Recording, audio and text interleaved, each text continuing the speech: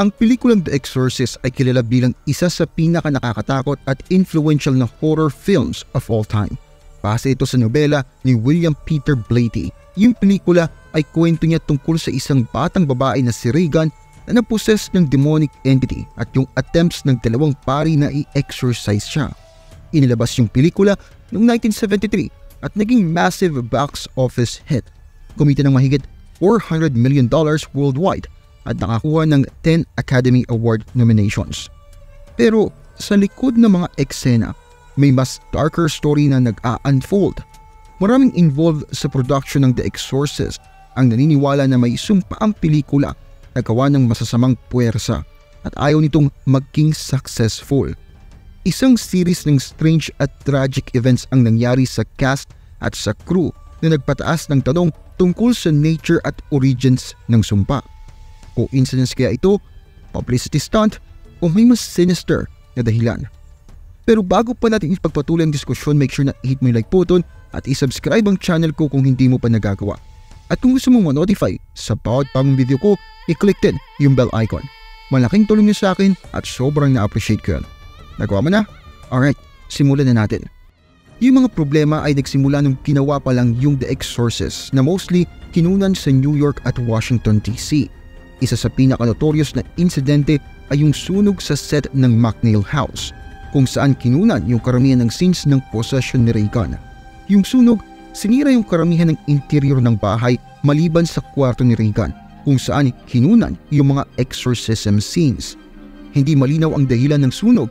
May mga nagsasabi na baka faulty circuit o isang kalapate ang pumasok sa light box.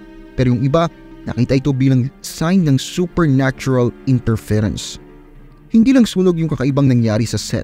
Maraming actors at crew members ang nakaranas ng injuries, illness, at mas masaklap, kamatayan habang ginagawa o pagkatapos ng filming ng The Exorcist. Halimbawa na lamang si Ellen Burstyn na gumanap bilang nanay ni Regan na si Chris ay malalang na injured nung hinila siya sa sahig gamit ang harness sa isa sa mga scene kung saan tinapon siya ni Regan sa kwarto. Yung sigaw na inilabas ni Burstyn sa scene, totoo yun, at pinili ng direktor na si William Friedkin na iriting ito sa final cut. Nagkaroon si Burstyn ng permanent spinal injury na nagdudulot pa rin ng sakit sa kanya hanggang sa ngayon. Isa pang actor na na-injured sa set ay si Jack McGowan na gumanap bilang Burke Dennings, isang film director at kaibigan ni Chris. Nabalian si McGowan ng taliri sa paa nung sinipa niya ang isang gamit sa scene nung lasing siya. Kinailangan din niyang tiisin yung scene kung saan kailangan niyang iluwa ang pea soup na ginamit man bilang kapalit sa suka ni Regan. Namatay si McGowan dahil sa complications mula sa influenza shortly after matapos yung scenes niya sa pelikula. Hindi lang siya yung namatay matapos magtrabaho sa The Exorcist. Si Vasiliki Malyaros na gumanap bilang nanay ni Father Karras ay namatay din ng natural causes bago na i-release ang pelikula. Si Linda Blair na gumanap bilang Regan ay nawala ng lolo habang ginagawa ang pelikula. At si Max von Sydow na gumanap bilang Father Merrin ay nawalan ng kapatid sa first day ng shooting. Hindi lang yung mga artista ang nakaranas ng deaths at injuries. Maraming crew members din ang nakaranas ng kamalasan habang nagtatrabaho sa The Exorcist. Halimbawa na lamang, isang karpintero ang nawalan ng hinlalaki sa aksidente. Isang lighting technician naman ang nabalian ng binti. At isang cameraman ang namatay ng baby during childbirth. Yung ilan sa mga insidente, sinisisi sa paggamit ng substandard equipment at safety measures. Pero yung iba, tinitignan bilang ebidensya ng sumpa. Ang sumpa ng The Exorcist ay hindi lang natapos nung natapos yung pelikula.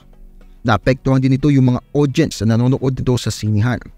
Yung pelikula may mixed response mula sa critics at viewers. Yung iba, pinuri ito bilang isang masterpiece ng horror.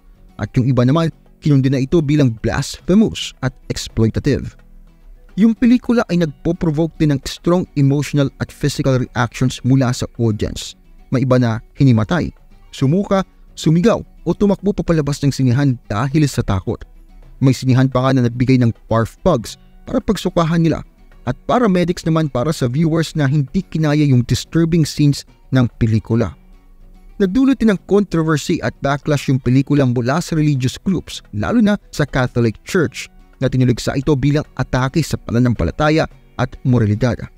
May pari na nagbigay ng warning na yung pelikula ay pwedeng magbukas ng pinto sa demonic possession at influence, at nag-advise sa mananampalataya na iwasan itong panoorin. May mga tao na nag-claim na nakaranas sila ng masamang panaginip, hallucinations o paranormal phenomena matapos itong panoorin. May iba nga na nag-report pa na yung pelikula mismo ay haunted at may kakaibang ingay o kasinding ilaw o nagmamalfunction na projectors ang nangyari habang pinapalabas ang pelikula. Nakuha din ng pelikula ang atensyon ng mga occultist at satanist na nakita ito bilang source ng inspiration o empowerment. Yung iba sa kanila gumawa ng rituals o ceremonies sa harap ng sinihan o sa lokasyon kung saan kinuhanan yung pelikula, tulad ng hagdan kung saan nahulik si Father Karras hanggang sa mamatay siya sa pelikula. May iba naman na nag-claim na nakipag-communicate sila sa demonyo na nag-possess kay Regan na pinangalan ng Pazuzu. Si Pazuzu ay base sa ancient Mesopotamian deity na associated sa hangin, bagyo at pestilence.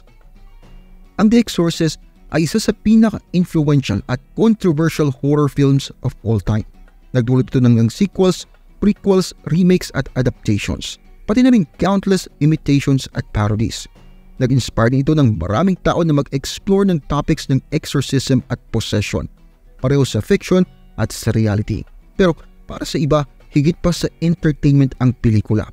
Ito'y testament sa existence at power ng kasamaan at paalala na delikado ang pakikipag-usap sa unknown. Whether totoo o hindi, ang sumpa ng The Exorcist hindi maikakaila na naiwan ng pelikula ang lasting mark sa history at culture ng horror. At kung gusto mo mag-deep dive sa topic na ito, pindutin mo lang yung like button o i-comment mo sa baba. More likes, ibig sabihin, mas maraming interested. At syempre, huwag kalimutan i-click yung notification bell para lagi kang updated. Maraming salamat sa panonood at kita-kits tayo sa next video.